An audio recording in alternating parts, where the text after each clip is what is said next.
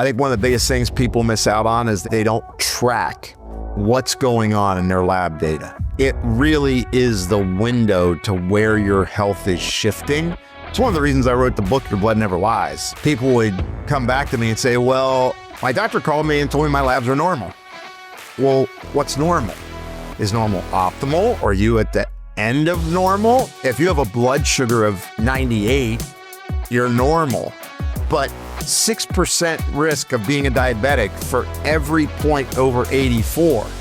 So if you're at a 98, you're at an 84% risk of being a person with diabetes in the next decade, but you're being told you're normal.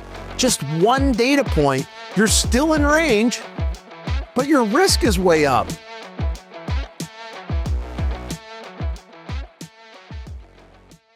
It's important to understand that your labs can tell you where you're going. Once you're a person with diabetes, and I know I had a father that was diabetic, my grandmother was a fingerless, toeless, blind diabetic, I get diabetes pretty good. And I've worked on a lot of people over the years and have published on it, participated in a book, Diabetes and Cancer, Epidemiologic Links and Molecular Evidence. Wow, big term, but what does that tell you? If you're pre-diabetic and then you become a person with diabetes, your chances of cancer are going up. Lab values are super important. That's one lab value. One lab value, glucose.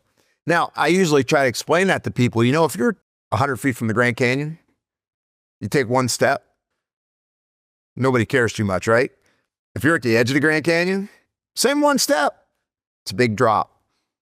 One of the big reasons that Metabolic Code dove into the whole aspect of labs was to start to create that understanding that trends are telling you where you're metabolically stressed. I'll give you a good example of that. So you have a 95 glucose, you have a 60% risk of being a person with diabetes. But if you have a 95 glucose and an 11 fasting insulin, which is the response to your glucose, and your cortisol level's high, or high normal, I'm under stress, I'm not sleeping well. Cortisol causes you to be insulin resistant. And now my lipids aren't so good. Maybe my kidney function's starting to go down. I do my blood pressure and it's slightly elevated. Well, now all of a sudden I just strung together a whole series of labs and data that's telling me, you better get to work on that insulin resistance. See, it's all about understanding the pattern in your labs. Yes, there are all kinds of really cool labs out there, integrative, regenerative, longevity, biohacking space, they haven't been validated. Meaning that contextually, they may not really tell you anything because we don't know. But there are enough labs out there that are fully validated that you can get anywhere that can paint the picture of what your longevity quotient is like and whether or not you're effectively managing your health. Because one of the things that people fail to do with their labs is, hey, I'm doing these peptides, I'm doing these bioidentical hormones, I'm doing intermittent fasting, I'm doing cold plunge, I'm doing red light therapy. Well, yeah, where's your glucose at? Oh, is your glucose still at 95?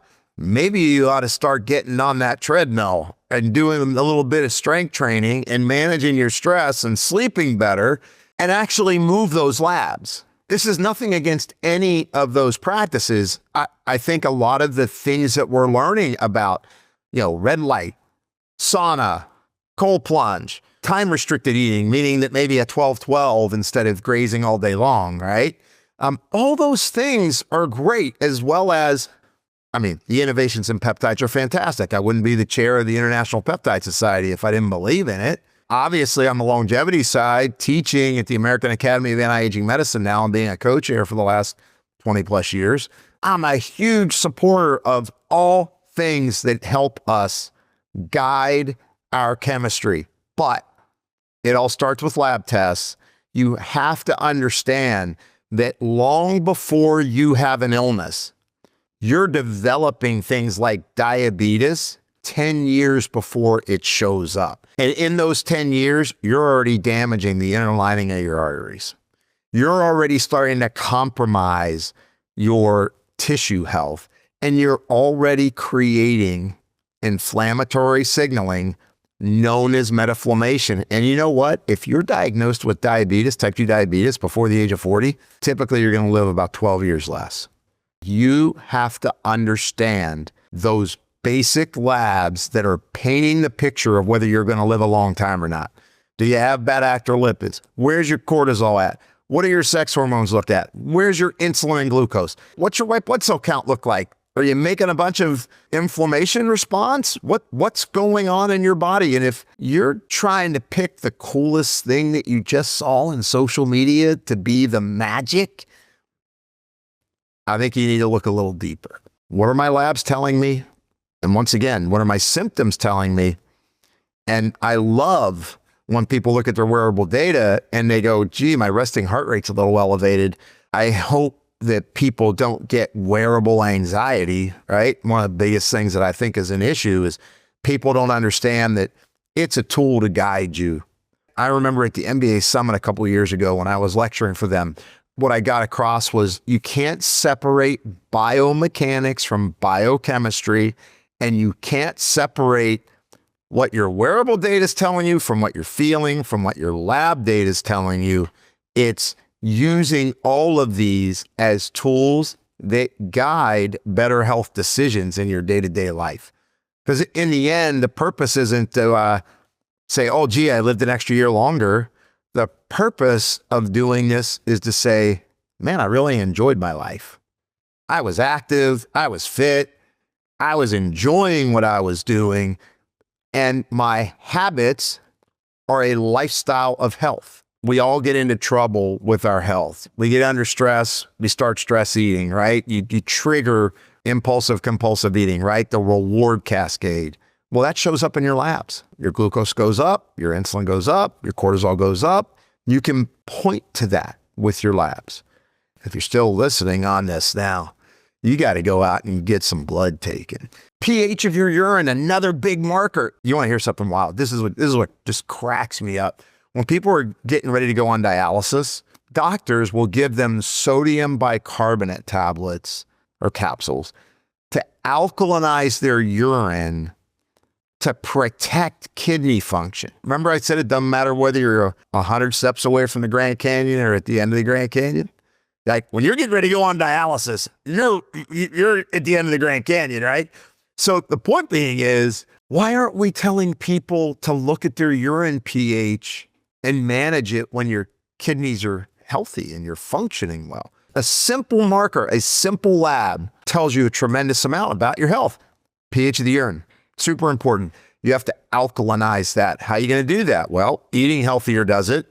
Taking magnesium does it. Yeah, a huge portion of the population that's low in magnesium. That's why we measure red blood cell magnesium, because it's a more accurate depiction of where your status is of magnesium versus serum magnesium. It's a simple thing you can do, but yet everybody waits till they're at the edge of the Grand Canyon. And this isn't, a negative commentary on medicine. I mean, I taught in medical school and pharmacy school 18 years. I'm still on faculty at a medical school. I think that we still are teaching reactive medicine. And what we have to develop now is just the other side of healthcare, which is proactive. It's not that one's bad and one's good. Is that you need the full spectrum of that healthcare.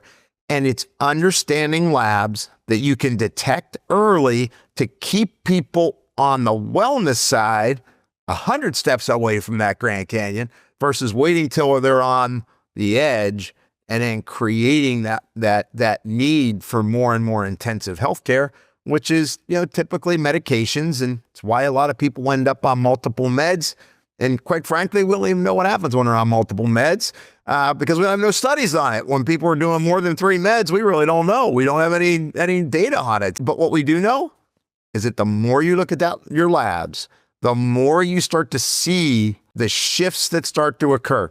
Other important ones, if you want to look at inflammation, see reactive protein, a nice marker of inflammation. Mean platelet volume, something that everybody passes over when you get a complete blood count. Oh, well, whatever. MPV, it looks pretty good. Well, let's just let that go. Homocysteine, real important inflammatory marker. Insulin's an inflammatory marker. Most inflammatory compound your body makes. You need to make it, but you don't want to make too much. It's just invaluable and needed that you get regular lab testing. Does that mean you have to do it every month? No, but at least twice a year. Now, if you're on medication, like if you're doing bioidentical hormones, yeah, your first year that, your provider might be doing it every 3 months or every 4 months just to dial you in. But then after that, once they get you to that right level, then typically it's a twice a year event. You're going to get those labs looked at to make sure you're staying on point.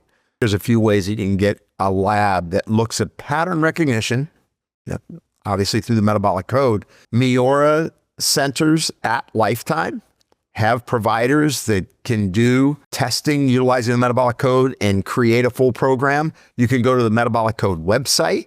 There are practitioners that have been trained in the metabolic code at the American Academy of Anti-Aging Medicine.